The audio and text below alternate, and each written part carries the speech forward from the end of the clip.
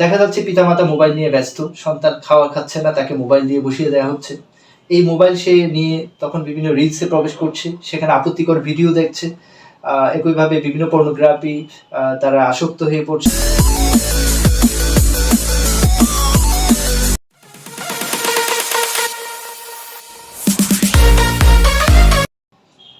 আসসালামু আলাইকুম, সবাইকে স্বাগত জানাচ্ছি। আমি অ্যাডভোকেট চৌধুরী ফাহাদ আছি আপনাদের সাথে। আইনজীবীর সাথে আলাপনের ৩১তম পর্বে আজকে আমাদের সাথে অতিথি হিসেবে থাকছেন কক্সবাজার জেলা আইনজীবী সমিতির তরুণ মেধাবী প্রতিভাবান আইনজীবী অ্যাডভোকেট রেজাউল আজম। অ্যাডভোকেট রেজাউল আজম ২০২৩ সালে কক্সবাজার জেলা আইনজীবী সমিতিতে একজন নিয়মিত সদস্য হিসেবে তালিকাভুক্ত হন।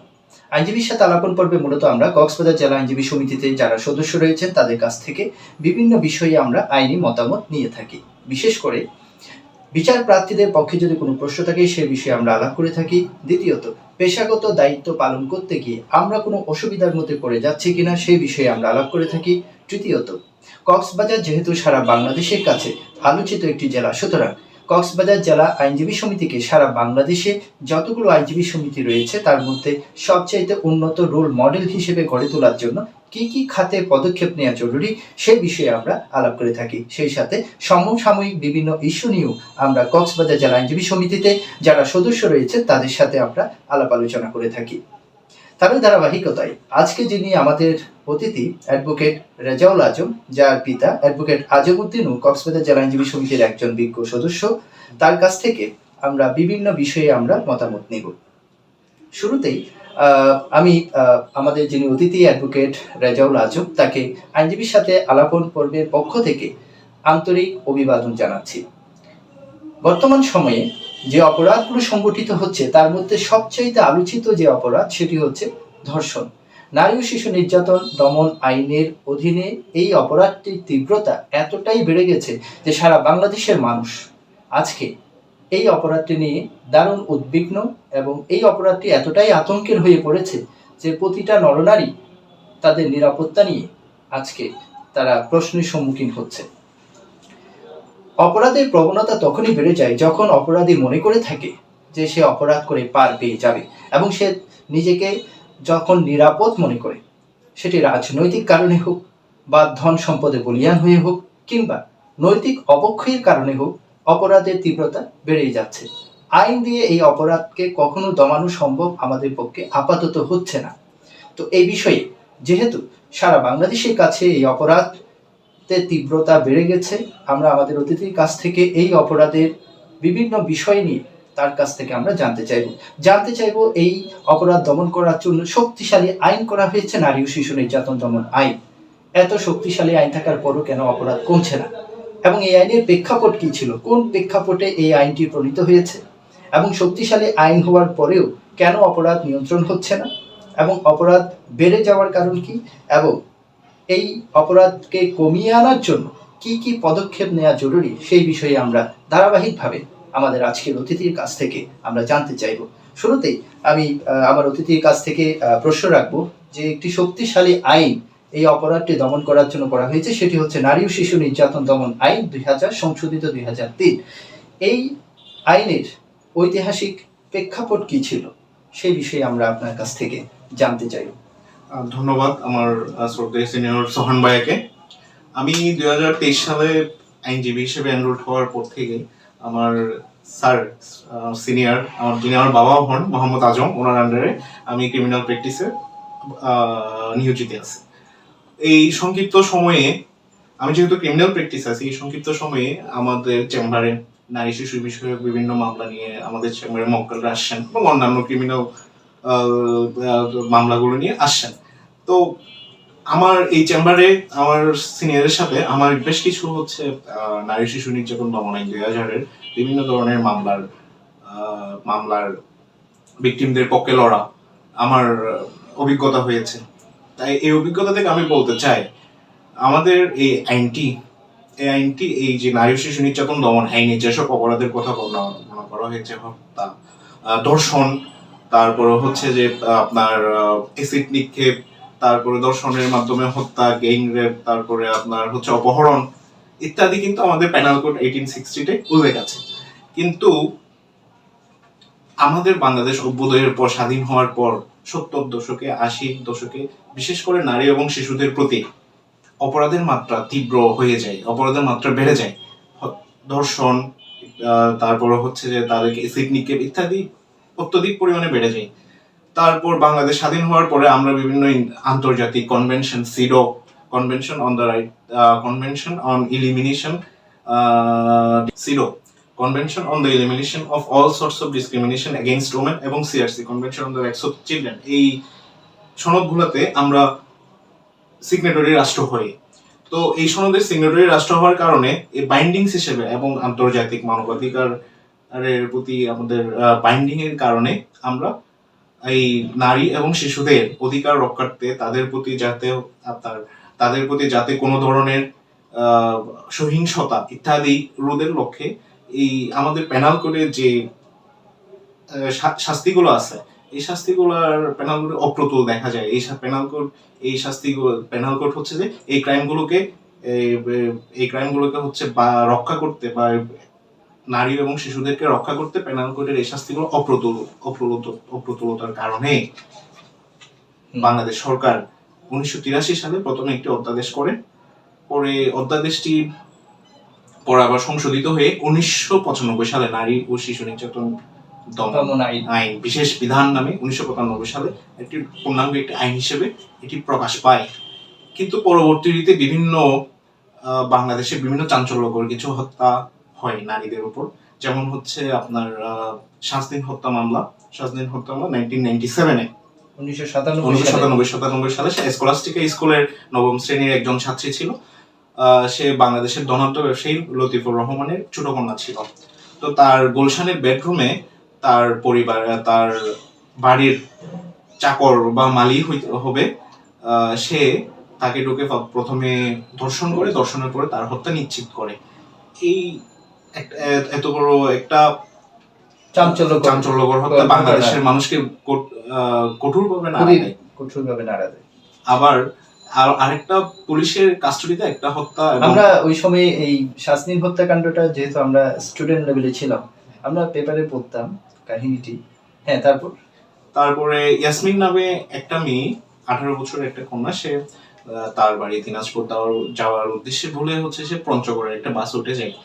বাসের হেল্পারকে বলার পরে, সুপারভাইজারকে বলার পরে, সুপারভাইজার তাকে একটা 10 মাইল নামক একটা জায়গায় তাকে নামিয়ে দেয়। তারপরে রাত 3টার সময় তাকে নামিয়ে দেয়। তো তারপরে পুলিশ এসে তাকে বাড়ি পৌঁছে দেওয়ার কথা বলে, তাকে বলে আমরা তোমাকে বাড়ি পৌঁছে দিব। তো তাকে নিয়ে যায় পুলিশ ভ্যানে করে। পরের দিন তার লাশ পাওয়া যায়। তো এই ঘটনাটি দিনাজপুরের মানুষকে খুবই নাড়া দেয়। পরবর্তীতে এটা অনেক মানুষজন এই ঘটনার প্রতিবাদ করতে থাকে, কারণ পুলিশ এই ঘটনায় প্রথম একটি চার্জশিট, একটা জেনারেল ডায়েরি করে অপমৃত্যু হিসেবে, এবং তার পোস্টমর্টম রিপোর্ট আসে হচ্ছে যে তার হচ্ছে গাড়ি থেকে পালাতে গিয়ে সে মাথায় আঘাত করে মারা যায়। কিন্তু যখন মানুষজন এই ঘটনার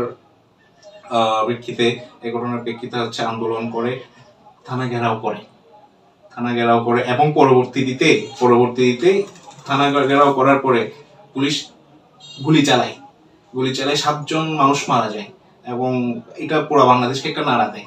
এবং পুরো দিনাজপুরের ঘটনা, এটাও 1996 এর দিকে, মানে এটার আগে করে ঘটনা। তো এই ঘটনাগুলো ঘটার পরে বাংলাদেশের স্টেক হোল্ডাররা বুঝতে পারে যে বিদ্যমান যেটা নারী শিশু দমন আইন 1995 সালে বিশেষ বিধান, এটিও কার্যকর ভূমিকা রাখছে না। যার ফলে 2000 সালে আবার নতুন আইন একটা সংশোধন করে, এর ধারাগুলো সংশোধন করে, শাস্তিগুলোকে আরো কঠোর করে, স্ট্রিক্ট করে, এবং কিভাবে বিচারটা দ্রুত করা যায়। তো এই বিষয়গুলো সংশোধন করে নতুন আইনটা প্রকাশ করা হয়, এবং 2003 সালে এটা আবার সংশোধিত করা হয়। তো দেখা যাচ্ছে যে আমাদের পেনাল কোড সাধারণ হত্যা, ধর্ষণ এবং নারী শিশুদের প্রতি যে জননিগ্রহ, এগুলো পেনাল কোডের সাধারণ শাস্তি দিব বা পানিশমেন্ট দিয়ে এগুলো কভার হচ্ছে না, যার কারণে নতুন আইনের প্রয়োজনীয়তা দেখা দেয়। তখনই এই আইনটি প্রণয়ন হয়। যে আইনের যে প্রেক্ষাপট, সেটি অত্যন্ত, এর পেছনে নানা ঘটনা রয়েছে।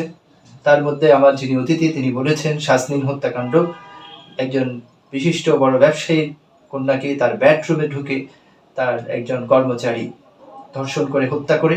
এরপরে আরেকটি হত্যাকাণ্ড, যেখানে এলাকার মানুষ যখন থানা ঘেরাও করে তখন সেখানে গোলাগুলিতে 7 জন মারা যায়। এই নানা রকম, শুধু এই দুটি ঘটনা নয়, আরো বিভিন্ন ঘটনার কারণে প্রশাসনকে আরো কঠোর অবস্থানে নিয়ে যাওয়ার জন্য এই আইন প্রণয়ন করা হয়েছে, নারীদের অধিকারকে আরো সুরক্ষিত করার জন্য। এই শক্ত আইন থাকার পরেও শুধুমাত্র 2003 সালে নয়, এই আইনটি সংশোধন হয়েছে আরো বিভিন্ন প্রেক্ষাপটে। সর্বশেষ সংশোধনী 2021 সম্ভবত, যেখানে ধর্ষণের শাস্তি মৃত্যুদণ্ড বিধান করা হয়েছে। তাহলে এত কঠিন আইন করার পরেও এই অপরাধ কেন নিয়ন্ত্রণ করা যাচ্ছে না? এই ব্যাপারে আপনি কি মনে করেন, কেন অপরাধ নিয়ন্ত্রণ হচ্ছে না কঠিন আইন থাকার পরেও? প্রথমত আমাদের এই আইনটি খুব স্ট্রিক্ট একটা আইন। এই আইনের শাস্তিগুলো সব বেশিরভাগ ক্ষেত্রে হচ্ছে যে মৃত্যুদণ্ড, এবং একমাত্র মেবি আপনার 11 বই যৌতুকের জন্য, যেটা সাধারণ জখম, এই অপরাধের শাস্তি হচ্ছে যে সর্বোচ্চ 3 বছর, সর্বনিম্ন 1 বছর, এবং এই অপরাধটি কম্পাউন্ডেবল করা হয়েছে। অন্যান্য অপরাধ সবগুলা নন কম্পাউন্ডেবল, নন বেইলেবল। তারপরেও দিন দিন দেখা যাচ্ছে আমাদের সমাজে, আমাদের রিসেন্টলি আমাদের বোন আসিয়া, মাগুরার বোন আসিয়া, সে তার বোনের বাড়িতে যাওয়ার, বোনের শ্বশুর বাড়িতে যাওয়ার পর তার বোনের শ্বশুর তাকে নির্জন জায়গায় ফুসলিয়ে নিয়ে গিয়ে তাকে হত্যা করে। তার বয়স ছিল 8 বছর।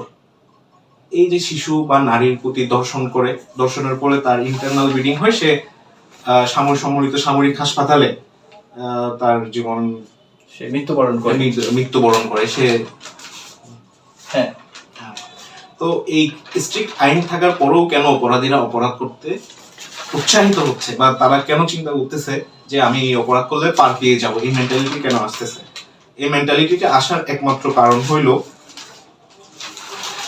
আমি যদি আমাদের পুরো বাংলাদেশকে আমাদের একটা মানব দেহের সাথে তুলনা করি, এবং প্রত্যেকটা অপরাধকে একটা যদি হচ্ছে যে আমি ডিজিজ বা হচ্ছে রোগের সাথে তুলনা করি, এবং আইনগুলোকে যদি আমি ওষুধের মতো চিন্তা করি, এই নারী শিশু নির্যাতন, এই যে অপরাধগুলো, দর্শনের পর হত্যা, এই অপরাধগুলোকে যদি আমি অফেন্স বা ডিজিজ হিসেবে চিন্তা করি, তাহলে হচ্ছে যে এই ডিজিজের জন্য আমি যে ওষুধটা নিব সেটা হচ্ছে আমার নারী শিশু নির্যাতন দমন আইন। এখন এই আইনটা, অপরাধ যখন আমাদের শরীর অসুস্থ হয়, আমরা যখন হচ্ছে ওষুধ নিই, ওষুধ হয়ে অসুস্থ যদি আমরা ভালো হয়ে যাই, তা আমরা বলি যে ওষুধ আমাদের কি হয়েছে, আমরা উপকার পেয়েছি, রিলিফ পাইছি, ভালো হয়ে গেছে ওষুধটা। কিন্তু আমাদের এই যে নারী শিশুর যে আন্ডারে যে অপরাধগুলো আছে, এইগুলোর কেন নিয়ন্ত্রণ হচ্ছে না? তার মানে দেখা যাচ্ছে যে আমাদের বিদ্যমান আইনে কিছু লুপহোলস আছে, কিছু লেকিংস আছে, যার কারণে অপরাধীরা মনে করতেছে যে অপরাধ করার পর তারা পার পেয়ে যাবে। কি সেটা, কি লুপহোলস আছে বলে আপনার মনে হয়? দুই একটা বলেন। এই আমার ক্ষুদ্র প্র্যাকটিস জীবনে আমি দেখেছি, প্রথমত হচ্ছে যে ভিকটিম বা অপরাধের ভিকটিম, যিনি শিকার হয়েছেন, দর্শনের শিকার হয়েছেন, তিনি থানায় যেতে ভয় পান। তারপরে হচ্ছে যে তাকে স্থানীয় মাধ্যমে বা হচ্ছে যে স্থানীয়ভাবে তারা একটা আপোষ মীমাংসা করার চেষ্টা করেন। বেশিরভাগ সময় হচ্ছে যে আপনার অপরাধী বিত্তশালী হলে বা আপনার রাজনৈতিকভাবে শক্তিশালী হইলে তারা কি করে, তারা ভিকটিমের পরিবারকে আর্থিকভাবে বিভিন্নভাবে প্ররোচনা করে তারা আপোষ মীমাংসার চেষ্টা করেন, বা ভিকটিমকে ভয় দেখান, তুই থানায় কেমন জাস্ট দেখা যায়। আবার অনেক সময় দেখা যায় থানার অফিসাররা মামলা নিতে চান না, তারা বলেন যে কোর্টে যান। তো থানা থেকে কোর্টে আসা, থানায় গিয়ে বিফল হওয়া, ওইখান থেকে আবার কোর্টে আসা, এতে ভিকটিম মানসিকভাবে বিপর্যস্ত হয়ে যান। প্রথমত সে একটা ক্রাইমের শিকার হয়ে গেছে, এখন তার অভিযোগটা যদি হচ্ছে যে থানা না নেয় বা হচ্ছে এন্টারটেইন না করে, বা তাকে বলা হয় যে আপনি কোর্টে আসেন, বেশিরভাগ ক্ষেত্রে আপনার চাঞ্চল্যকর মামলা না হইলে থানা মামলা নিতে চায় না, অনীহা দেখায়। কিন্তু এই আইনে স্পষ্টভাবে থানাকে নির্দেশ দেওয়া আছে, অফিসারকে, পুলিশ, থানা বা তদন্তকারী সমস্ত যারা আছে তাদেরকে নির্দেশ দেওয়া আছে মামলা নেওয়ার জন্য। এই আইনের প্রত্যেকটি ধারাই কগনিজেবল। তাহলে থানা মামলা চাইলে নিতেই পারে, এফআইআর হিসেবে গিয়া করে ট্রিট করে এটাকে পাঠিয়ে দেওয়ার জন্য। আর বিচারের একটা দীর্ঘসূত্রিতা এই আইনে এই আইনে যদিও 180 দিনের মধ্যে বিচার কার্য সম্পন্ন করার কথা বলা হয়েছে, কিন্তু দেখা যাচ্ছে যে 180 দিনের মধ্যে বিচার কার্য সম্পন্ন হচ্ছে না, অনেক ডিলে হয়ে যাচ্ছে। 2 বছর, 3 বছর, 4 বছর, 5 বছর, 7 বছর। আপনি জেনে অবাক হবেন, স্বাধীন হত্যা মামলা এটার রায় হয়েছে 2017 বা 18 দিকে, কত বছর পরে? দীর্ঘ 19 বছর পরে। দীর্ঘ 19 বছর পরে মূল আসামির ফাঁসির আদেশ হয়। তো এই রায়ের মধ্যে তো আমাদের বিচার ব্যবস্থার মধ্যে লেকিংস আছে, এটা দেখা যায়, এটা ফুটে ওঠে যে তাদের লেকিংসটা কি। এখন লেকিংসটা আমাদের খুঁজে বের করতে হবে। হ্যাঁ, আমাদের পুরো বাংলাদেশে 101টা নারী শিশু নির্যাতন দমন ট্রাইব্যুনাল আছে। আমাদের কক্সবাজার আছে 3টা ট্রাইব্যুনাল আছে। সারা বাংলাদেশে 101টা ট্রাইব্যুনাল রয়েছে, তার মধ্যে কক্সবাজারে 3টি, এবং এর মধ্যে প্রায় 1,51,000-এর উপরে বেশি মামলা বিচারাধীন আছে। তো একজন জাজের উপরে প্রায় 1500-এর উপরে মামলা বিচারাধীন আছে, তাকে 1500-টার উপরে মামলা বিচারাধীন ডিল করতে হচ্ছে। সাথে সাথে আবার নারী শিশু নির্যাতন দমন ট্রাইব্যুনালের বিচারককে মানব পাচার ট্রাইব্যুনাল এবং শিশু আদালতের মামলাও কি তার থেকে ডিল করতে হচ্ছে। তো বিচারক স্বল্পতা একটি, আমি মনে করি বিচারক সংখ্যা স্বল্পতা একটি বড় বিষয়। তারপর তদন্তের দীর্ঘসূত্রিতা, মামলার, তারপর হচ্ছে যে আসামি দ্বারা ভিকটিমের যারা সাক্ষী আছেন তাদেরকে ভয়ভীতি দেখানো। আমাদের এখানে কিন্তু কোনো উইটনেস প্রোটেকশন প্ল্যান নাই, মানে হচ্ছে সাক্ষীদেরকে কিভাবে প্রোটেকশন দেওয়া যায়, এটা কোনো আমাদের বাংলাদেশে কোনো এটা নিয়ে কোনো এখন ল হয় নাই, তো এটা নিয়ে কোনো আইন হয় নাই। কিন্তু আসামি যদি আপনার খুবই বিত্তশালী হয় বা হচ্ছে পলিটিক্যালি খুবই পাওয়ারফুল হয়, তাহলে তারা কি করে, তারা ভিকটিমের সাক্ষীদেরকে কি করে হুমকি দামকি দেয়, বলে সাক্ষী দিতে যাবি না, বা হচ্ছে তার কোন একভাবে তারা সাক্ষীদেরকে কম্প্রোমাইজ করে ফেলে। তারপরে আবার দেখা যাচ্ছে কি ভিকটিম দর্শনের শিকার হইলো, দর্শনের শিকার হওয়ার সাথে সাথে তাকে হাসপাতালে গিয়ে মেডিকেল টেস্ট করানো হচ্ছে না, বা তার যে কারণে ওই ধর্ষণের উপাদানগুলো এলিমেন্টস গুলো নষ্ট হয়ে যাচ্ছে। যেমন স্পারমাটোজোয়া বা সিমেন সর্বোচ্চ মেবি 72 ঘন্টার পরে সিমেনের ইয়েটা নষ্ট হয়ে যায়। তারপরে আপনার তার কাপড় চোপড় বা অন্যান্য আলামত এগুলো ঠিকভাবে সংরক্ষণ করা হচ্ছে না, যার কারণে দর্শনের মামলাগুলো প্রমাণ খুবই ডিফিকাল্ট হয়ে যাচ্ছে আদালতের কাছে। তো এইসব বিষয় আছে, আরো বিষয় আছে। আমাদের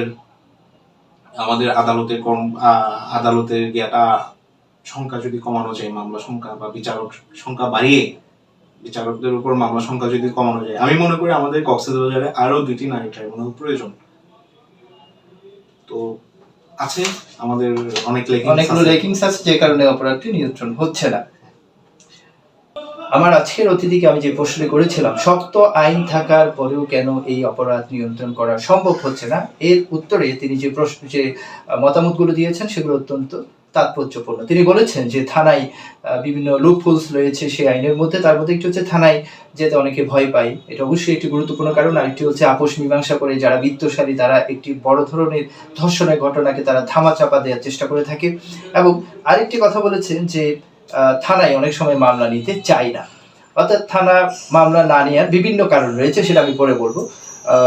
যদিও অতিথির কাছ থেকে আমরা সবকিছু জেনে নিব, তারপরেও আমি কিছু ফিডব্যাক দেওয়ার জন্য, ওনাকে কিছু সাজেশন দেওয়ার জন্য আমি এই কথাগুলো বলছি। দ্বিতীয়ত হচ্ছে যে বিচারক স্বল্পতার কথা বলেছেন এবং তদন্তকারী কর্মকর্তার কথাগুলো তিনি বলেছেন। তো প্রাইমা ফেসি না থাকলে অনেক সময় থানা মামলা নিতে চায় না। এই কারণে আমাদের দেশে, বিশেষ করে আমার কক্সবাজার জেলাতে যেহেতু আমরা প্র্যাকটিস করছি, আমরা এখানে যেটা দেখে থাকি, যারা ধর্ষণের মামলা নিয়ে থানায় কিংবা কোর্টে আসেন তারা অধিকাংশ মামলাই সত্য মামলার পাশাপাশি মিথ্যা মামলাও এখানে দায়ের করে থাকে, যে কারণে থানার কাছে প্রাথমিকভাবে যদি মনে হয়ে থাকে যে এই মামলার কোনো প্রাইমা ফেসি নেই, তখন তারা এই মামলাটি গ্রহণ করতে চায় না। দ্বিতীয়ত যে বিচারক স্বল্পতার কথা, আমি মনে করি বাংলাদেশের 64 জেলার মধ্যে প্রতিটা জেলাতে একের অধিক বিভাগীয় শহর ছাড়া যে অন্যান্য যে জেলা রয়েছে একের অধিক ট্রাইব্যুনাল রয়েছে খুবই কম। আমাদের এখানে 3টি ট্রাইব্যুনাল দেওয়ার কারণ হচ্ছে যে এখানে কক্সবাজারে জেলার সাধারণ বাসিন্দাদের বাইরে কক্সবাজারে রয়েছে প্রায় 20 লক্ষ রোহিঙ্গা, অর্থাৎ পুরো জেলাতে যতগুলো মানুষ রয়েছে ততগুলো শুধু রোহিঙ্গাই রয়েছে, এবং সেখানেও অপরাধ হচ্ছে, এবং সেই অপরাধ সাধারণ মানুষের অপরাধের চাইতে আরো দ্বিগুণ নয়, বরং 10 গুণ অপরাধ সেখানে হচ্ছে।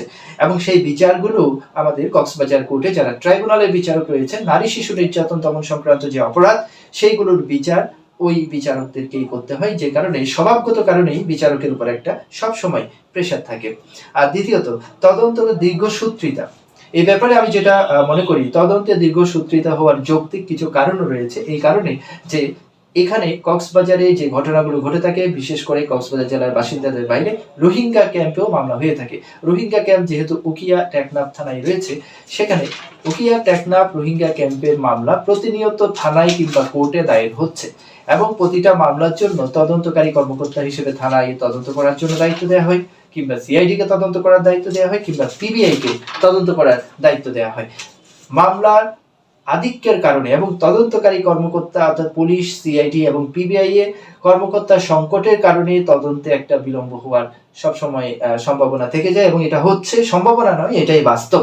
এবং এই কারণে মামলার তদন্ত রিপোর্ট কোর্টে পৌঁছাতে কিছুটা সময় লেগে যায়। এবং দ্বিতীয়ত, মামলা জটের কারণে, বিচারক স্বল্পতার কারণে অনেক সময় এই বিচার কার্যে দীর্ঘায়িত হয়ে থাকে। তো আজকে যিনি অতিথি, তিনি এই উত্তরগুলো যথাযথভাবে দিয়েছেন।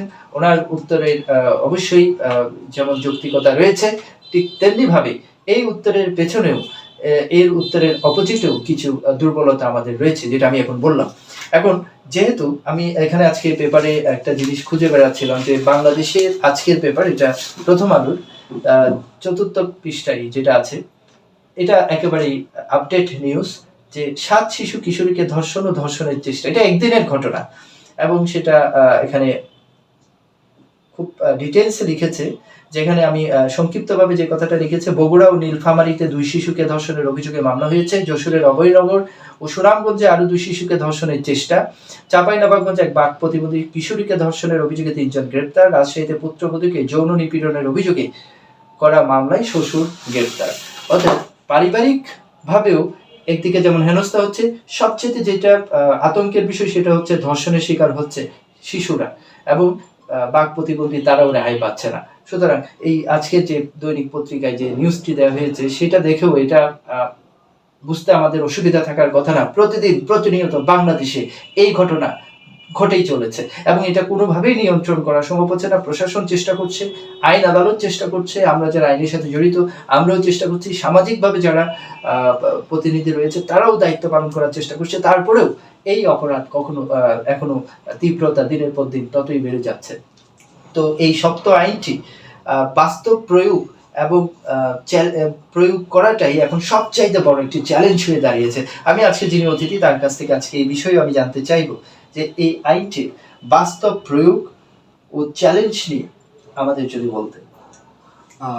ধন্যবাদ ভাইয়া। আইনটি খুবই স্ট্রিক্ট একটা আইন, এটা আমরা জানি, এবং এই আইনের তবে কিছু কিছু অংশ প্রয়োগ হচ্ছে না। যেমন ধর্ষিতার সংবাদ চলে আসে, ধর্ষিতার পরিচয় ছবি সহ প্রিন্ট বা ইলেকট্রনিক মিডিয়ায় চলে আসতেছে, কিন্তু তো এই আইনে তো বারণ করা হয়েছে ধর্ষিতার ভিকটিমের কোনো সংবাদ পরিচয় না প্রকাশ না করার জন্য। এটা তো আইনে বলা আছে। হ্যাঁ, আইনে বলা আছে, কিন্তু এটা তো অ্যাপ্লিকেশন হচ্ছে না, কেউ মামলাও করতেছে না। আমি রিসেন্টলি কক্সবাজারে মেবি একটা মামলা হয়েছে। কত ধারায় বলা আছে? 14 ধারায়। 14 ধারায়, হ্যাঁ। তো এটা শাস্তি হচ্ছে যে 2 বছরের জেল বা হচ্ছে যে 1 লাখ টাকা জরিমানা। এইটাই হচ্ছে এই আইনের সর্বনিম্ন শাস্তি, জেল বা জরিমানা। অন্যান্য সবগুলো অপরাধের জন্য, বেশিরভাগের অপরাধের জন্য হচ্ছে মৃত্যুদণ্ড দেওয়া আছে, এবং সর্বনিম্ন হচ্ছে যাবজ্জীবন, সাথে আবার অর্থদণ্ড বা ফাইন আছে।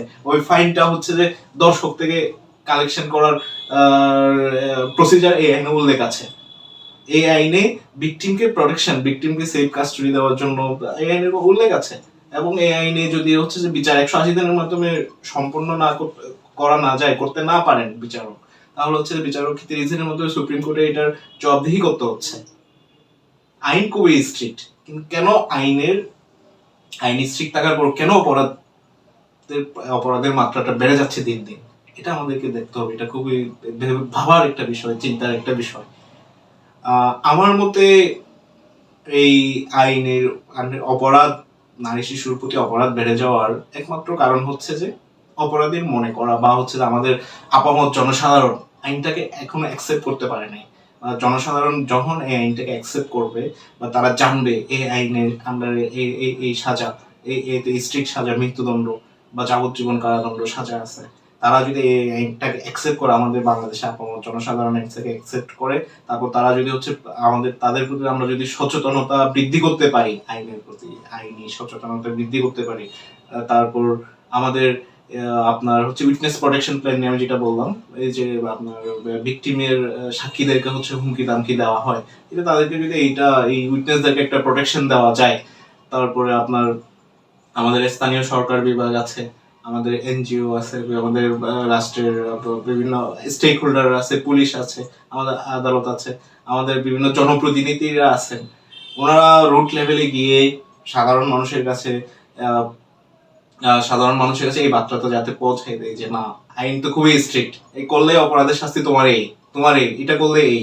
যেমন আপনি দেখেন এসিড সন্ত্রাস কিন্তু এখন একদম নাই, এসিডের প্রায় নির্মূলের পথে। এসিড নিয়ে আগে আপনার হচ্ছে মেয়েদেরকে বা বিভিন্ন এসিড মেরে হচ্ছে তাদেরকে হত্যা করা হইতো বা তাদের মুখ জলসাই করে দিত, অ্যাসিড মারতো।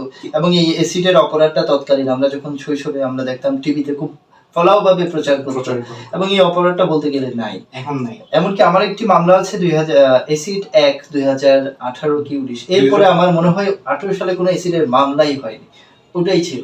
তো আসলে আপনি যেটা বলেছেন যে এসিডের মামলা কমে এসেছে, তার মানে হচ্ছে যে এই আইনটা সফলভাবে প্রয়োগ হচ্ছে, কিন্তু আমাদের নারী শিশু নির্যাতন দমন আইনে এত স্ট্রিক্ট পানিশমেন্ট করার পরও কেন কম আসতেছে না, এটা আসলে চিন্তার একটা বিষয়, এটা আসলে আমাদের সকলেরই ভাবার বিষয়। আমি আইনজীবী হলেও আমি এই সমাজের একটা অংশ, আমরা সবাই এই সমাজের অংশ। এই সমাজের পুলিশরাও তারা দিন শেষে তাদের ফ্যামিলি থাকে, আমারও ফ্যামিলি আছে, আপনারও ফ্যামিলি আছে, আমাদের সবারই একটা চিন্তার বিষয়, কেন এই আইনের আন্ডারে আমরা অপরাধটা কমাতে পারতেছি না।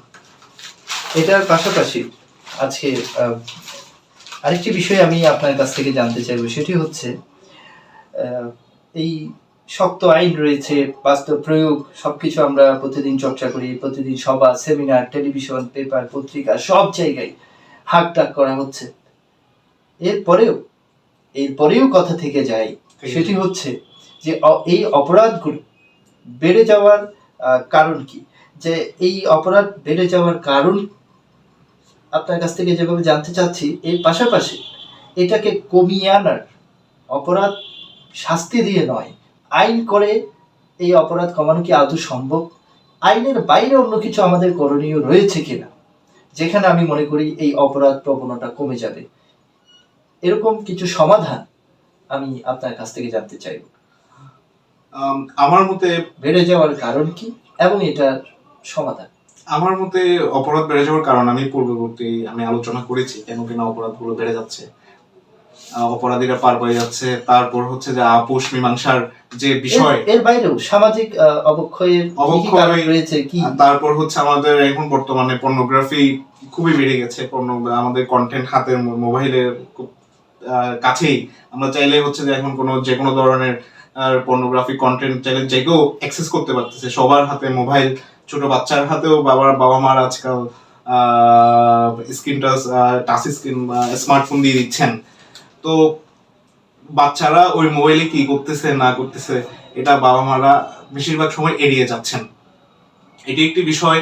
তারপরে বিচারহীনতার সংস্কৃতি, এই যে আপনার শাস্তি হত্যা মামলার বিচার 18 বছর কেন হয়, 18 বছর একটা দীর্ঘ সময় পরে লোকটার ফাঁসি কার্যকর হয়, তো এই বিচারহীনতার সংস্কৃতি।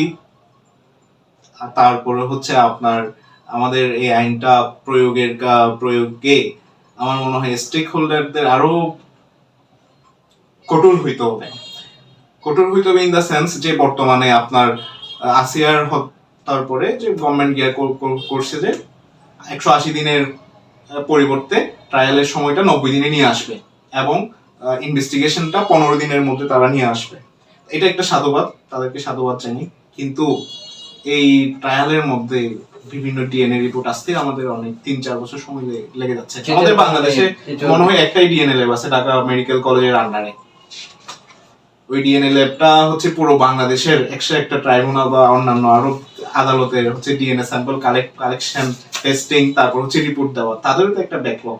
বাংলাদেশে তো আমাদের প্রত্যেকটা জেলায় না পারে অন্তত বিভাগীয় শহরে একটা ডিএনএ ল্যাব করা যায়। তারপরে আমরা যদি হচ্ছে তদন্তকারী অফিসারদেরকে আরো প্রশিক্ষণ দেওয়া যায় কিভাবে তাড়াতাড়ি তার তদন্তটা সম্পন্ন করতে হবে, কিভাবে এফিসিয়েন্টলি তদন্তটা করা যায়। কারণ পুলিশের তদন্তের উপর মামলার অনেক কিছু নির্ভর করে। 90% বা মামলার রায় ফলাফল কোন দিকে হবে না হবে এটা তদন্তের উপরে নির্ভর করে। তদন্ত, তারপর সাক্ষী প্রমাণ, এগুলোর উপর নির্ভর করে। তো আমরা যদি এই সাক্ষী প্রমাণ, তদন্ত এবং উইটনেসদেরকে নিয়ে আসা, ভিকটিমকে যথাযথভাবে আদালতে উপস্থিত করতে পারা, এই প্রত্যেকটা প্রসিজার সঠিকভাবে সম্পন্ন করতে পারি, তাহলে সাজা হয়ে যাবে, অপরাধী সাজা হয়ে যাবে। সাজা হইতে বাধ্য, সে পার পাওয়ার সুযোগ নেই এই আইনে। কিন্তু এই ছোট ছোট লোপহোলস গুলোর কারণে অপরাধীরা এই লোপহোলস গুলো অপরাধ বেড়ে যাচ্ছে এবং সমাধান। আজকে যিনি অতিথি, তিনি এই বিষয়ে সবচাইতে আজকের আমার মনে হয় আলোচনার সবচাইতে গুরুত্বপূর্ণ পয়েন্ট ছিল এটাই যে এই অপরাধ বেড়ে যাওয়ার অন্যতম কারণ হচ্ছে পর্নোগ্রাফি। অর্থাৎ এক কথায় আমি যদি বলি সেটি হচ্ছে মোবাইল ফোন এবং প্রতিটি পরিবারের পারিবারিক শিক্ষা থেকে আমি মনে করি এই অপরাধ প্রবণতাটা কমতে পারে। পারিবারিক শিক্ষার অভাবের কারণে নৈতিক অবক্ষয়ের দিকে চলে যায় যুব সমাজ, এবং এই পারিবারিক শিক্ষা একেবারেই শুরু থেকেই শুরু করতে হবে। যখন আপনার সন্তান শিশু বয়সকালে দেখবেন, এখন যেহেতু সবার হাতে মোবাইল, সবাই ফেসবুক ইউজ করে, ইউটিউব, টুইটার, আরো অনেকগুলো অ্যাপস তারা ব্যবহার করে থাকে। তো সুতরাং দেখা যাচ্ছে পিতামাতা মোবাইল নিয়ে ব্যস্ত, সন্তান খাওয়া খাচ্ছে না, তাকে মোবাইল দিয়ে বসিয়ে দেওয়া হচ্ছে। এই মোবাইল সে নিয়ে তখন বিভিন্ন রিলসে প্রবেশ করছে, সেখানে আপত্তিকর ভিডিও দেখছে, একইভাবে বিভিন্ন পর্নোগ্রাফি তারা আসক্ত হয়ে পড়ছে। এগুলো নৈতিক অবক্ষয়ের একেবারে শুরুর দিক, এবং এখান থেকে দেখে দেখে তারা অনেক কিছু শিখে যায়, যেটা যে বয়সে তারা এটা শেখার কথা না। একটা প্রাপ্তবয়স্ক হওয়ার পরে যে লেসন সে জানার কথা সেটা সে আগেই জেনে নিচ্ছে, এবং সে খুব খারাপভাবে সেটা সে গ্রহণ করছে। এই কারণে শুরু থেকেই তার নৈতিক অবক্ষয়ের পদযাত্রাটা শুরু হয়। এবং দ্বিতীয়ত, যে দেখা যাচ্ছে আমাদের মামলায়, ধর্ষণের যেগুলো মামলা, আসিয়ার ঘটনা আমরা দেখেছি, একইভাবে আরো সম্প্রতি অনেকগুলো ধর্ষণের ঘটনা ঘটেছে, যেগুলো খুবই পেপার পত্রিকাতে আসার কারণে আমরা সেটা জানতে পেরেছি। একইভাবে আমি মনে করি ভিকটিমের এই বিষয়টা আমি মিস করে গিয়েছিলাম, যে ভিকটিমের পরিচয়ের বিষয়টি। অস্ট্রিয়াতে একজন অপরাধী, তিনি বেসমেন্টের মধ্যে তার মেয়েকে আটকে রেখে প্রায় 10 বছর, 15 বছর না 16 বছর তাকে আটকে রেখে ধর্ষণ করেছে, নিজের মেয়েকে, এবং সেখানে 7 জন সন্তান জন্মগ্রহণ করেছে। একেবারে শেষ মোমেন্টে এসে একটা এই ঘটনা প্রকাশ পায়, এবং এটা ইউটিউবে আপনারা সার্চ দিলে পাবেন। অস্ট্রিয়ার ঘটনা, বাবা তার নিজের মেয়েকে ধর্ষণ করে 7টি সন্তান জন্ম দান করে, এবং এই ঘটনায় মেয়ে উদ্ধারও হয়েছে, মামলাও হয়েছে, তাকে আজীবন কারাবাস দেওয়া হয়েছে। মৃত্যুদণ্ড এই কারণে দেওয়া হয়নি, সেখানে মৃত্যুদণ্ডের বিধান ছিল না। এবং এখানে সবচেয়ে বিচিত্র বিষয়, যে মেয়েটিকে 16 বছর ধরে আটকে রেখেছে, তার একটা ছবি প্রকাশ পেয়েছে 16 বছর আগের ছবি। তারপরে এই ঘটনার পরে ওই মেয়ের আর কোনো ছবি প্রকাশ পায়নি। যেখানে আমাদের দেশে একটি ঘটনা ঘটলেই তার পরিচয় প্রকাশের দিকেই যেন সবচাইতে বেশি নজর থাকে। আমাদের যে মিডিয়া রয়েছে, সাধারণ মানুষ কোনো একটি ঘটনা ঘটলে মোবাইল হাতে ভিডিও করা শুরু করে দেয়, সাথে সাথে লাইভে চলে যায়, তার পরিচয় প্রকাশ করে। এটা আইনত দণ্ডনীয় একটি অপরাধ, এবং এই অপরাধে বিচার করলে সমস্ত মিডিয়ার বিচার করতে হবে। আমি মনে করি ভিকটিম যারা রয়েছে তাদের অবশ্যই পরিচয় গোপন রেখে এই বিচার প্রক্রিয়া শুরু করা দরকার। এবং আপনি যে সলিউশনটা দিয়েছেন, যে ভাইয়াকে একটু আমি ইন্টারাপ্ট করব। ওই ভারতের নির্ভয়া কেস, মেডিকেল ছাত্রী যে হচ্ছে আপনার চলন্ত বাসে ধর্ষণের শিকার হয়, তার কিন্তু তার পুরো মামলাটাই হচ্ছে যে তার ছদ্মনাম ব্যবহার করে মামলাটা হচ্ছে চলে। তার নাম হচ্ছে, তার ছদ্মনাম ইউজ করা হয় নির্ভয়া। আমাদের বাংলাদেশে এরকম এখনো হয় নাই প্রতীকী নাম ব্যবহার করে। কারণ বাংলাদেশে দর্শন হইলে কোনো ভিকটিম যখন দর্শনের শিকার হন, তাকে সবচেয়ে বেশি ভিকটিম ব্লেমিংটা করা হয়। সে শারীরিকভাবে, মানসিকভাবে খুবই নিগৃহীত হন। একত হচ্ছে যে তার ধর্ষণের ফলে অনেকেই মা হওয়ার যে ক্যাপাবিলিটি, মা হওয়ার যে সেটা হারাই ফেলেন। তার কারণ তাদের রাফ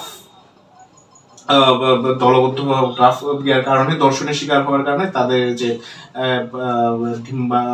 মা হওয়ার যে তাদের যে ক্যাপাবিলিটি থাকে সেটা অনেকের নষ্ট হয়ে যায়, তার মানসিক যে সে আঘাত, মানসিক আঘাত পায়। তো আমাদের আইনে কিন্তু উইটনেস প্রোটেকশন আছে, তারপর হচ্ছে ভিকটিম প্রোটেকশন আছে, তাকে সেফ কাস্টডি দেওয়ার কথা বলা আছে। আমাদের আইনটা কিন্তু খুবই চমৎকার, আমাদের যে আইন বিদ্যমান যেটা আইন আছে আইনটা কিন্তু খুবই চমৎকার একটা আইন। এমন না যে এই আইনে যদি কিছুটা লুপহোলস আছে, কিন্তু আমি মনে করি এই আইন দিয়ে সম্ভব। কখন সম্ভব? যখন আমি আমাদের বাংলাদেশের সমাজের যারা স্টেক হোল্ডার আছে তারা যখন এই আইনটাকে গ্রহণ করবেন ঠিকভাবে এবং হচ্ছে আইনটি ইমপ্লিমেন্টেশন করবেন স্ট্রিক্টলি। আমার হচ্ছে আইনটি ইমপ্লিমেন্টেশনটা স্ট্রিক্টলি হওয়া দরকার। রাইট।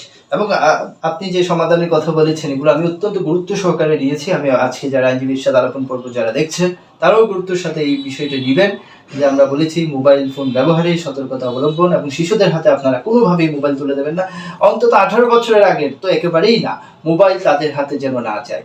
এবং দ্বিতীয়ত আরেকটি হচ্ছে হ্যাঁ, অ্যান্ড্রয়েড ফোন যেন তাদের হাতে না যায়।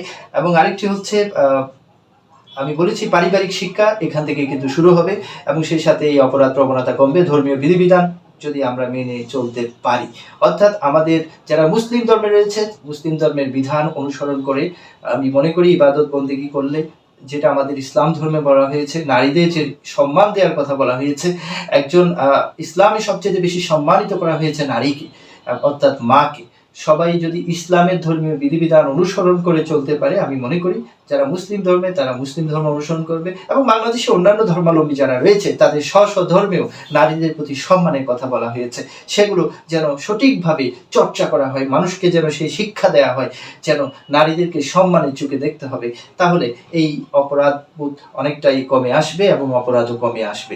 এবং দ্বিতীয়ত আমরা একটা আলোচনা মিস করে গিয়েছি, যে এই আইন যেমন রয়েছে ঠিক তেমনি ভাবে এই আইনের অপব্যবহারও হচ্ছে। এই ব্যাপারে আমি অতিথির কাছ থেকে জানতে চাইবো, এই আইনের অপব্যবহার কখন, কিভাবে, কি প্রেক্ষাপটে হয়ে থাকে? এই আইনের অপব্যবহার হচ্ছে, এটা সত্য কথা, এটা হচ্ছে আমাদের সবাইকে মেনে নিতে হবে। এই আইনের অপব্যবহার আমি দেখেছি হচ্ছে যে আপনার 11 ধারার 11 যৌতুকের জনসাধারণ সিম্পল যখন হচ্ছে যে একটা ম্যারেজ বা হচ্ছে যে একটা বিবাহ যখন হচ্ছে বঙ্গরের পর্যায়ে চলে যায় বা হচ্ছে ডিভোর্স হবে এই পর্যায়ে চলে যায়, তখন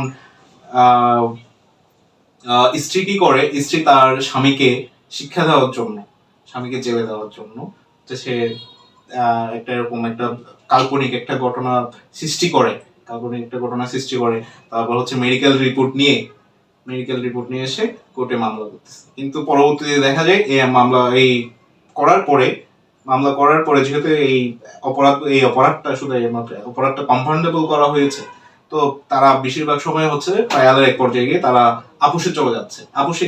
আপোষটা হচ্ছে এরকম যে ঠিক আছে, ছেলে বলতেছে যে আমি সংসার করবো না, এই মেয়ের সাথে আমার সংসার সম্ভব না, তাহলে কি করো, দেনমোহর দিয়ে দাও।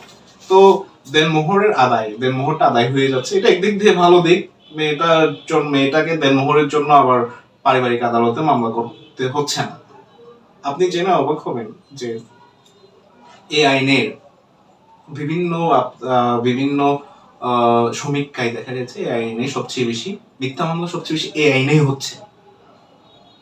কারণ এই আইনের ধারাগুলো খুবই স্ট্রিক্ট, শাস্তি খুবই কঠোর শাস্তি আছে, সেজন্য অনেকে অন্যায়ভাবে সুবিধা নেওয়ার জন্য এই আইনে মামলা করতেছে, মিথ্যা মামলা। কিন্তু একইভাবে এই আইনে 17 ধারায় মিথ্যা মামলার জন্য শাস্তিও উল্লেখ করা আছে। হ্যাঁ, তো মিথ্যা মামলার এই প্রবণতাটা আমাদের প্রেক্ষাপটে হচ্ছে, এটাও স্বীকার করার কোনো উপায় নেই। বিশেষ করে ধর্ষণের মামলা আমরা এটাও আলোচনায় আনা উচিত ছিল, যে ধর্ষণের মামলা আমাদের এখানে দেখা যাচ্ছে যে যাকে আসামি করা হচ্ছে এবং যিনি ভিকটিম তারা স্বেচ্ছায় নিজেদের ইচ্ছায় শারীরিক সম্পর্ক করছে, পরবর্তীতে প্রতিশ্রুতি মতো ওই আসামি অর্থাৎ যাকে আসামি করে মামলা করা হচ্ছে তিনি বিয়ে করছে না, বা তার কাছ থেকে অবৈধভাবে মামলায় ফাঁসিয়ে তার কাছ থেকে কিছু টাকা উদ্ধার করার জন্য অনেকেই এই আইনের অধীনে মিথ্যা মামলা করে থাকেন প্রাপ্তবয়স্ক হওয়ার পরেও, তারা যেখানে শারীরিক সম্পর্কটা করেছে। এবং দ্বিতীয়ত অপহরণের মামলা, অনেক সময় দেখা যায় অপ্রাপ্তবয়স্ক ছেলেমেয়েরা প্রেম সংক্রান্ত ব্যাপারে জড়িয়ে পড়ছে, পেছনে রয়েছে সেই মোবাইলের কারণে তারা পারস্পরিক যোগাযোগ করতে পারছে এবং তারা সেখানে সম্পর্কে জড়িয়ে যাচ্ছে, এবং প্রাপ্তবয়স্ক হওয়ার আগেই তারা পালিয়ে যাচ্ছে। পালিয়ে যাওয়ার কারণে দেখা যাচ্ছে ভিকটিমের পরিবার, অর্থাৎ যে মেয়েটির বয়স 18 বছরের নিচে, তার পরিবার থানা কিংবা কোর্টে অপহরণের মামলা করে যাচ্ছে। অবশ্যই এই কথা সত্য যে 18 বছরের নিচে যদি বাবা মায়ের কাস্টডি থেকে কোনো মেয়েকে নিয়ে যাওয়া হয় এবং সেই মেয়েটি যদি স্বেচ্ছায়ও চলে যায় তার সাথে, তাহলে সেটি অপরাধ হিসেবে গণ্য হবে। সুতরাং ছেলের পরিবারের পক্ষকে এই ব্যাপারে সতর্ক থাকতে হবে যে তাদের সন্তান মোবাইলে কার সাথে কখন কিভাবে কার সাথে উঠা বসা করে কথা বলছে, এই ব্যাপারে সতর্ক থাকতে হবে। এবং অবশ্যই এই ব্যাপারেও মাথায় রাখতে হবে যে 18 বছরের কোনো মেয়েকে যদি সে নিয়ে আসে তাহলে সেটি অপহরণের মামলা হয়ে যাবে। একইভাবে 11 গ ধারার মামলায় অনেক সময় দেখা যায় সম্পর্ক যখন বিভিন্ন কারণে যদি না টেকার কারণ দেখা যায়, তখন হয়তো স্বামীকে চাপে ফেলার জন্য হোক কিংবা কাবিনের বাকি টাকা বা মোহরানা আদায় করার জন্য হোক, তখন এই আইনের আশ্রয় নিয়ে তাকে এক প্রকার ফাঁদে ফেলে, তাকে এই মামলার আশ্রয় নিয়ে তাকে বেকায়দায় ফেলে দেখা যাচ্ছে সেখানে আসামি করছে কেবলমাত্র তার স্বামীকে নয়, তার স্বামীর পিতা মাতা থেকে শুরু করে ভাই বোন সবাইকে আসামি করে এই মামলাটি রুজু করা হয়ে থাকে। তো এই ব্যাপারগুলো অবশ্যই আমাদের সতর্কতার সাথে দেখতে হবে, এবং অর্থাৎ 11 গ ধারার মামলায়ও মিথ্যা মামলা হচ্ছে কিনা। সর্বোপরি সবশেষে যেটা বলবো যে মিথ্যা মামলার শাস্তি রয়েছে এই আইনে, এবং সেটি যদি প্রমাণিত হয় তাহলে কঠোর শাস্তি রয়েছে, 7 বছরের কারাদণ্ড। এবং কিন্তু আপনি জেনে অবাক হবেন যে এখানে একজন আসামি খালাস পাইল, একজন আসামি নারী শিশু নির্যাতন দমন আইনে, এবং তার জন্য একটা মিথ্যা মামলা হয়েছে, সে বেকসুর খালাস পাইল, ট্রায়ালের পরে খালাস পাইল। সে চাইলে যারা বাদী ছিলেন তার জন্য মিথ্যা মামলা করছে, তারা তাদের বিরুদ্ধে একই ট্রাইব্যুনালে মামলা করতে পারেন মিথ্যা মামলার জন্য। কিন্তু এই ধারাটির হচ্ছে যে আমরা প্রয়োগ দেখি না, তারা এই ইনিশিয়ালটা প্রসিডিংস নেন না, আইনের এই সুযোগটা নেন না। আইনে কিন্তু তাদেরকে সুযোগ করে দেওয়া হয়েছে, এমন না যে আইনে তাদেরকে বাড়িত করা হয়েছে, আইনে তাদেরকে সুযোগ করে দেওয়া হয়েছে। এই আইনে আরো কিছু ফ্যান্টাস্টিক চমৎকার আমি ফিচার বলবো এগুলাকে, যেমন হচ্ছে দর্শনের ক্ষেত্রে যেখানে ভিকটিম ছোট বয়স্ক বা ছোট বয়স কম বা হচ্ছে যে নারীদের ক্ষেত্রে ক্যামেরা ট্রায়ালের ব্যবস্থা করা হয়েছে। শুধুমাত্র দুই পক্ষই থাকবে, ভিকটিম থাকবে, ভিকটিমের লয়াররা থাকবে, তারপরে হচ্ছে যে আসামিরা থাকবেন, আর কেউ উপস্থিত থাকবেন না। তো এই আইনে ভিকটিমকে যেভাবে পারা যায় তাদেরকে সেফ কাস্টডির জন্য এই আইনে তো সেটা আছে, কিন্তু তারপরেও এটা খুবই গভীর চিন্তার বিষয় যে তারপরেও কেন এই অপরাধটা বেড়ে যাচ্ছে। আমি আপনার অনুষ্ঠানের মাধ্যমে আমাদের যে পিতামাতা যারা আছেন তাদেরকে আরেকটা আমি বলবো যে ছোট বাচ্চা যারা আছেন আজকাল, যারা ছোট বাচ্চারা সবচেয়ে বেশি তাদের ক্লোজড রিলেটিভদের বা আত্মীয় স্বজন যারা আছে তাদের থেকে সবচেয়ে বেশি যৌন নিগ্রহের শিকার হন। ছোট বাচ্চাদেরকে বা প্রাইমারি স্কুলে, কেজি স্কুলে তাদেরকে গুড টাচ ব্যাড টাচ তাদেরকে ধারণা দেওয়া দরকার, কোনটা গুড টাচ কোনটা ব্যাড টাচ। এই বিষয়গুলো ধারণা দিলে তারা এই বিষয়গুলো তাদের বাবা মাকে বলতে পারবে, এবং একটা ক্রাইম হওয়ার অঙ্কুরেই এটাকে আমি মনে করি এটাকে বিনষ্ট করা যাবে, ধরা যাবে যে কোনো না কোনো ভাবে। এবং সেই সাথে মেলামেশার ক্ষেত্রেও যখন কোনো শিশু, বিশেষ করে শিশু মেয়ে যদি হয়ে থাকে, কন্যা যদি হয়ে থাকে, একটা নির্দিষ্ট বয়স পরে যা সবার কোলে দেয়া যাবে না, সবাই যেন এখন যেহেতু এটিকিউটগুলো মেইনটেইন করা আছে। আর ঘটনাটা আমাদেরকে যেহেতু নাড়া দিচ্ছে, এই ঘটনাটা হচ্ছে কে কোন মানসিকতা নিয়ে আদর করছে সেটা খুবই সেনসিটিভ একটা বিষয়। সুতরাং প্রতিটি পিতামাতাকে আপনার এখন যেটা বলেছেন এটার পাশাপাশি একটা নির্দিষ্ট বয়স পরে তার পোশাক আশাকের যত্ন নিতে হবে এবং তাকে চুপে চুপে একরকম রাখা উচিত। কারণ পরিবেশ যেহেতু নষ্ট হয়ে গেছে, সুতরাং প্রতিটি প্যারেন্টস যারা রয়েছে তারা এই ব্যাপারে অবশ্যই তাদের শিশু সন্তানকেও শিক্ষাও দেবেন, তাদেরকে একটু আঁকড়ে রাখার চেষ্টা করবেন, এটা অবশ্য দরকার বর্তমান পরিস্থিতিতে। আমরা আমাদের আজকের পর্বের একেবারে শেষ অংশে চলে এসেছি। শেষে আমি এটাই বলতে চাইবো যে সর্বশেষ আমি আরেকটি প্রশ্ন করব, ওই প্রশ্নের আগে আমি এইটুকু সর্বশেষ ক্লোজিং স্টেটমেন্ট আমি এই কথাটি বলতে চাই যে আমরা বলেছি এই অপরাধ প্রবণতা বেড়ে যাওয়া এবং এটা সমাধানে এসে আমি আবার বলছি যে আপনার সন্তানদের যদি তারা অপ্রাপ্তবয়স্ক হয় তাদের মোবাইল অর্থাৎ অ্যান্ড্রয়েড ফোন দেওয়া থেকে আপনারা চেষ্টা করবেন অ্যান্ড্রয়েড ফোন থেকে যেন তারা দূরে থাকে, এবং সেই সাথে পারিবারিক শিক্ষার খুবই দরকার। পারিবারিকভাবে তাদেরকে এমন সুশিক্ষায় শিক্ষিত করুন যাতে করে কোনটা অপরাধ সেটা যেন তারা বুঝতে পারে। এবং বাবা মা যাতে খেয়াল রাখে তার বা ছেলে বা তার সন্তান কোথায় যাচ্ছে, কি করতেছে, কোন বন্ধুদের সাথে মিশতেছে, কাদের এটাও সাথে যেন মিশতেছে, খেয়াল রাখে। খেয়াল এবং রাখে। সবচেয়ে বড় যেটি সেটি হচ্ছে ধর্মীয় বিধিবিধানের কথা আমি বলেছি, যেহেতু আমরা ইসলাম ধর্মে রয়েছি, ইসলাম ধর্মে নারীদেরকে অনেক সম্মানিত করা হয়েছে। এই সম্মানকে অবশ্যই সমুন্নত রাখা আমাদের প্রত্যেকটি ইসলাম ধর্মের যারা অনুসারী রয়েছে আমাদের দায়িত্ব। এবং সেই সাথে বাংলাদেশে যেহেতু বিভিন্ন ধর্মাবলম্বী মানুষ রয়েছে, তারা স্ব ধর্মে অবশ্যই নারীদের সেই সম্মানটুকু দেওয়া হয়েছে, যেটা সমুন্নত রাখা সবার, আমার আপনার সকলের দায়িত্ব। এবং আমি আজকে সর্বশেষ আমার অতিথির কাছে এই প্রশ্নটি করতে চাই যে বর্তমান রাজনৈতিক প্রেক্ষাপটে হোক বা সময়ের আবর্তনে হোক বা বিভিন্ন কারণে হোক, একটি প্রশ্ন, একটি কথা অনেকেই বলে থাকেন যে বাংলাদেশে ইসলামী আইন জারি যদি চালু হয় তাহলে এই অপরাধ প্রবণতা একেবারেই বন্ধ হয়ে যাবে। তো ইসলামী আইন বলতে তারা শরিয়া আইনের কথা বলেছেন। এবং যদিও এটা আলোচনার একটি বিষয়, এটি অত্যন্ত সুন্দর একটি আইন, আমাদের ইসলামের আইন অত্যন্ত সুন্দর, কিন্তু ইসলামের আইন যদি মানতে হয় তার পুরোটাই আমাদের মানতে হবে। অর্ধেক মানবো অর্ধেক মানবো না, তা কিছুতেই হতে পারে না। তো এই শরিয়া আইনের ব্যাপারটা, এখানে এই অপরাধের ক্ষেত্রে কি রকম শাস্তির বিধান করা হয়েছে এবং এর ট্রায়াল সিস্টেমটা কি, এটা যদি আমাদেরকে বলতে। ধন্যবাদ। শরিয়া আইনে দর্শনকে খুবই একটা গর্হিত অপরাধ হিসেবে গণ্য করা হয়েছে। এটাকে জেনার সাথে ব্যভিচারের সাথে তুলনা করা হয়েছে। তো শরিয়া আইনে ধর্ষণের বিচারটা দুই ভাবে হয়, একটা হুদুদ হিসেবে আর একটা তাজির হিসেবে। আরেকটা তাজির। তাজির। হ্যাঁ, হুদুদের ব্যাপারটা হচ্ছে যে আপনার যদি যিনি দর্শিত হয়েছেন তার এখানে প্রমাণের একটা বিষয় আছে। প্রমাণের হচ্ছে 4 জন সাক্ষী, প্রত্যক্ষদর্শী সাক্ষী লাগবে, যারা 4 জন সাক্ষী তারা এটি দেখেছেন। এবং এই হুদুদের পানিশমেন্ট হচ্ছে, সর্বোচ্চ পানিশমেন্ট হচ্ছে মৃত্যুদণ্ড বা স্টোনিং বা পাথর মেরে হত্যা। কিন্তু যে ক্ষেত্রে এই যে 4 জনের যে প্রমাণের যেটা একটা ক্রাইটেরিয়া আছে, সেটা যখন সেটা পূরণ না হয় তখন সেটাতে তাজিরে চলে আসবে। এবং তখন যারা বিচারক আছেন বিচার করবেন, তারা হচ্ছে তাদের ডিসক্রিপশন অনুযায়ী ওই প্রত্যেকটা সমাজের কাস্টম অনুযায়ী, ওই সমাজের কাস্টম শরীর আইন অনুযায়ী তারা হচ্ছে অন্যান্য পানিশমেন্ট দিবে। তবে এখানে যে এই প্রমাণের বিষয়টি, শরীর আইনে প্রমাণের বিষয়টি স্ট্রিক্টলি ফলো করা হয়। যে আপনার যে প্রমাণের বিষয়, যে প্রত্যক্ষদর্শী 4 জন, হুদুদের পানিশমেন্টের ক্ষেত্রে যে 4 জনের যেটা জিনার দর্শনের অপরাধ প্রমাণের জন্য। তো এই আইনটি নিয়ে ইসলামী স্কলার ফকিগণ ওনারা আরো ভালো বলতে পারবেন, ইসলামী আইনবিদ যারা আছেন তারা আরো অনেক ভালো বলতে পারবেন আমাদের এই বাংলাদেশের শরীয়ত আইন বা এই জিনা বা দর্শন মোকাবেলার জন্য শরীয়ত আইন আমরা কতটুকু অ্যাপ্লিকেবল করব, কিভাবে অ্যাপ্লিকেবল করব।